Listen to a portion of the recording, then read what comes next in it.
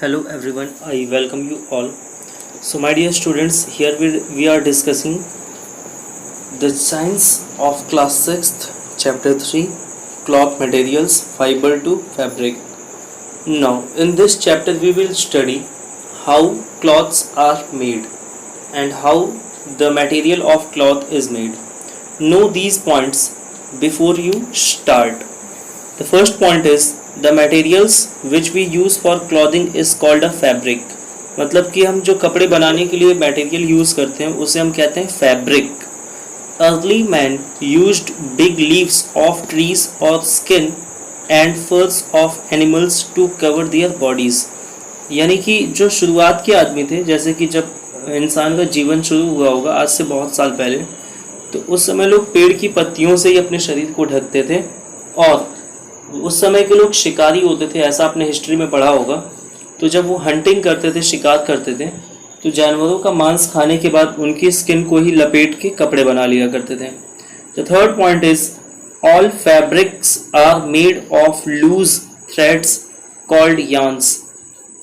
जितने भी फैब्रिक हैं, कपड़े हैं, वो लूज थ्रेड्स से, लूज धागों से बने होते हैं, जिसे हम कहते हैं यार्न. आई होप कि आप अपने सामने इस समय बुक को रखे हुए होंगे. आप सिर्फ इस वीडियो के भरोसे मत बैठिए, कम से कम अपने सामने बुक को रखिए ताकि आपको लगे कि हाँ आप पढ़ भी रहे हैं. Now yarns are made of very thin strands called fibre. Yarn जो होता है बहुत ही पतले पतले स्ट्रैंड से मिलकर बना होता है, जिसे हम कहते हैं fibre. The next point is wool, silk, cotton and jute are natural fibres because they come from plants and animals. ये आपको बहुत ही याद रखने लायक चीज़ है कि ये जो वूल यानी कि ऊन है, सिल्क यानी रेशम, कॉटन मीन्स कपास, और जूट, ये सभी के सभी नेचुरल फाइबर कहे जाते हैं, क्योंकि ये सब के सब या तो एनिमल से मिलते हैं या फिर प्लांट से मिलते हैं, यानी कि नेचुरल तरीक़ों से ये बनाए गए हैं. The next one is nylon, rayon and polyester are man made fibres. तो आप ये समझो कि नायलॉन, रेयॉन और पॉलिस्टर जो है ये मैन मेड फाइबर है, इसको इंसानों ने बनाया है. The process of separating cotton fibres from seeds is called ginning. Cotton के सीड्स होते हैं, बीज होते हैं, बीए जिसे आप कह सकते हो, उससे जब कॉटन को अलग किया जाता है तो इस प्रोसेस को गिनिंग कहते हैं. और इस चैप्टर में आपको बहुत सारे प्रोसेस देखने को मिलेंगे. आपको उन प्रोसेसेस के नामों को याद रखना है. The process of making yarn from fibres is called spinning. जब हम यार्न बनाते हैं फाइबर से तो इस प्रोसेस को हम कहते हैं spinning.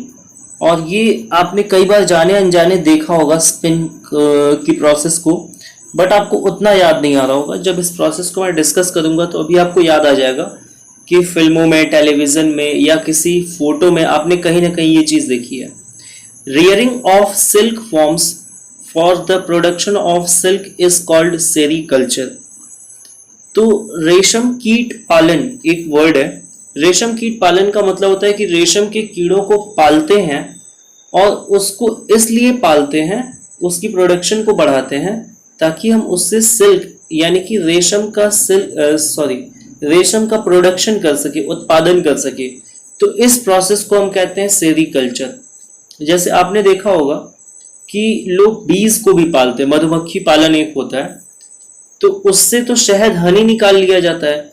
In the same way रेशम को पाने के लिए रेशम के कीड़ों को पालना पड़ता है. Now study the chapter in detail. The first paragraph of this chapter is, आपको साइड में एक इमेज दिख रहा है जिसमें एक वुमेन है, a Kashmiri women wearing woollen clothes. एक कश्मीरी वुमेन औरत है जिन्होंने वुलन क्लॉथ्स को पहने हुए हैं. अब आपको ये सोचना है कि वूल जो है, WOOL, वूल मीन्स ऊन, ये नेचुरल फाइबर है या मैन मेड फाइबर है.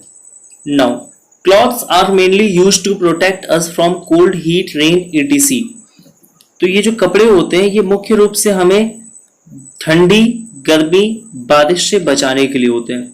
आपको पता होगा अगर बारिश हो रही है तो रेन कोट पहन लेते हैं, ठंडी लगती है तो स्वेटर, जैकेट, मफलर, स्कार्फ, शू, सॉक्स और हाथ में ग्लव्स पहन लेते हैं.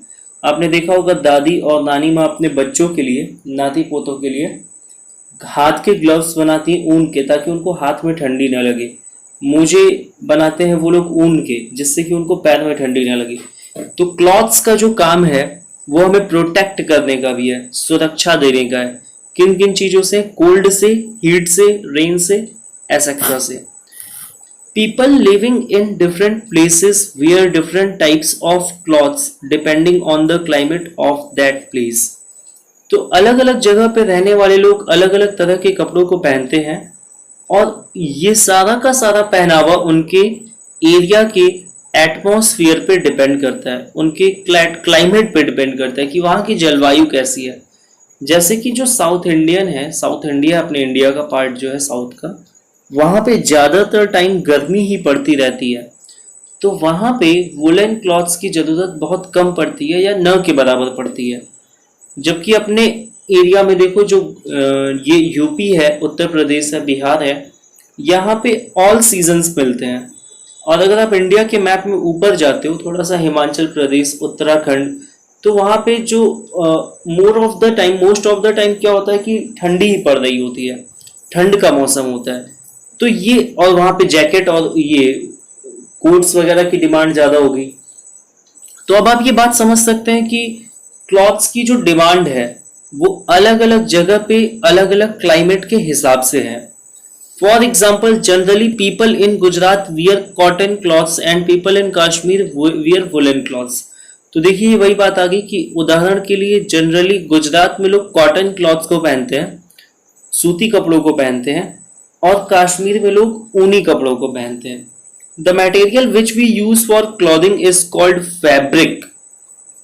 जो मटेरियल हम कपड़ों के लिए यूज करते हैं, कपड़े बनाने के लिए, कपड़े सिलने के लिए, उसे हम कहते हैं fabric. In this chapter we will learn more about different types of fabric, their properties and how they are made. इस चैप्टर में हमें अलग अलग तरह के फैब्रिक के बारे में पढ़ना है, उनकी विशेषताओं के बारे में पढ़ना है, और वो कैसे बनते हैं, कैसे बनाए जाते हैं, ये हमें पढ़ना है। ये पूरा ही चैप्टर आपके लिए बहुत ही ज़्यादा इंटरेस्टिंग होने वाला है, क्योंकि जो कपड़े आज आप पहन रहे हो ये कैसे बनाए, इसको जानना भी एक इंटरेस्टिंग प्रोसेस है। नाउ अब आपके सामने है फाइबर्स एंड फैब्रिक्स, एक टॉपिक जिसमें रिटन है cotton, wool, silk and nylon are some common fabrics.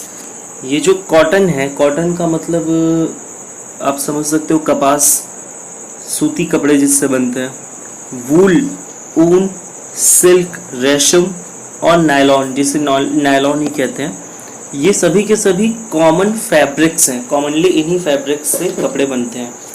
But what are these fabrics made of? लेकिन ये फैब्रिक खुद किन चीज़ों से बने हैं? Let us find the answer of this question by doing an activity. तो चलिए इस क्वेश्चन का आंसर ढूंढते हैं एक एक्टिविटी करके। आपके सामने एक्टिविटी 1 है, collect some waste cuttings of different types of fabrics from a nearby tailor shop. आप किसी नज़दीक के टेलर शॉप पे जाके कुछ कपड़ों की कटिंग, जो कि वेस्ट कपड़ों की कटिंग हो, उन्हें ले आइए। Bring them to the class, उन्हें क्लास में ले आना है। And try to identify the fabric as silk, cotton, nylon, polyester, ETC। और पहचानने की कोशिश करनी है कि उनमें कौन कौन से fabric silk, cotton, nylon, polyester इत्यादि के हैं। Take the help of your teacher to observe your collection of cutting and fill the table given below. तो आप अपने टीचर से के हेल्प से उन और कटिंग्स की ऑब्जर्वेशन करेंगे और ये ब्लैंक्स को फिल करेंगे। तो क्या क्या कॉलम्स आपके सामने बने हैं? The first column is fabric, second is texture, third is appearance, fourth is water absorbing capacity. तो यहाँ पे आपको बारी बारी से क्या क्या गिवन है, silk, then cotton, nylon and polyester. तो आपको ये टेबल को फिल करना है। आप चूँकि आप स्कूल तो आ नहीं रहे हो, तो आप ये कर सकते हैं कि घर पे ही आपके जो कपड़े होते हैं, आपके खुद के कपड़े, आप अपने गार्जियन के पास ले जाएं और ट्राई करें ये एक्टिविटी करने का। आपके गार्जियन श्योरली आपकी हेल्प करेंगे।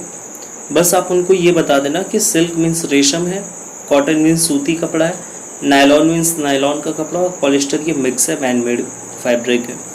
The activity 2 is select a fabric, say cotton, from your collection of cutting. तो चलो आपने जो क्लॉथ को चूज किया, मान लो कि वो कॉटन है, तो try to pull a loose thread, उसमें से एक लूज थ्रेड खींचने की कोशिश करनी है, जिसे यान कहते हैं.